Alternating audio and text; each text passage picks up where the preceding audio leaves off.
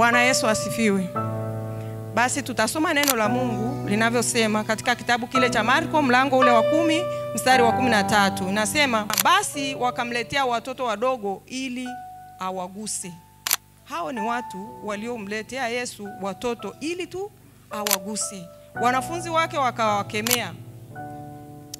Ila Yesu alipoona wale wanafunzi wanawakemea wale watu walioleta watoto, alichukizwa. Yesu alichukizwa sana. Tena anasema hapa, Yesu alichukizwa sana. Akawaambia, waacheni watoto wadogo waje kwangu, msiwazuie, kwa maana watoto kama hawa ufalme wa Mungu ni wao.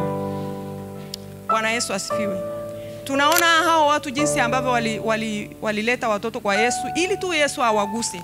Tunajua kwamba walimwamini Yesu na walijua kwamba Yesu akiwagusa tu watoto wao, watoto wale hawatakuwa watoto wa kawaida. Maombi yenu na mahitaji yenu yameonyesha kabisa kwamba kweli Yesu akiwagusa hao watoto hawawezi kuwa watoto wa kawaida. Amen. Na wakajua kwamba Yesu akiwagusa hawatakuwa kama watoto wa kawaida. Hata mkienda shuleni, hata mkiwa mnacheza na watoto wengine kule mtaani, hamtakuwa watoto wa kawaida. Yesu akiwagusa mtabadilika. Na Yesu anapenda watoto. Ndio maana leo hii hawa watoto wako mbele zake. Amen. Wale wanafunzi walikuwa wanawazuia, wakiwaambia, labda walifikiri kwamba watu wazima tu ndio wanapaswa kwenda kwa Yesu.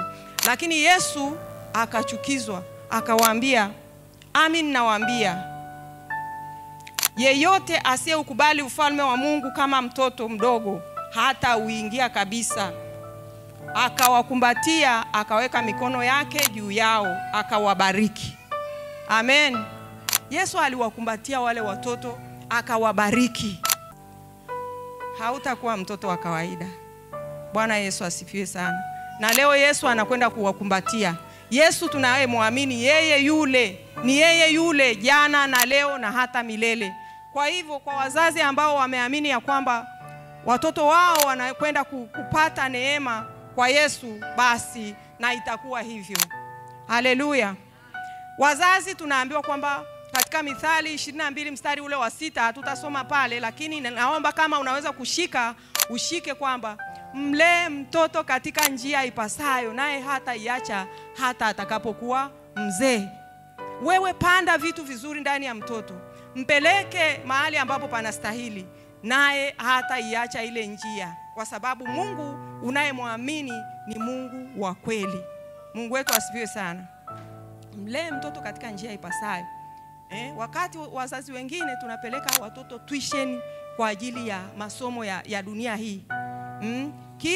Kila mtoto, kila mzazi anatamani mtoto wake angekuwa mzuri sana kwa mambo yote katika ulimwengu huu. Awe mtoto wa kwanza shuleni, awe na tabia nzuri, lakini zaidi ya yote hatakuwa kama utampeleka kwa Yesu. Bwana Yesu asifiwe sana. Kwa hiyo mimi ninawashukuru sana kwamba leo hii mmeleta watoto wenu kwa Yesu, na mkiwa kama wazazi basi mtawalea watoto katika njia ipasayo. Amen.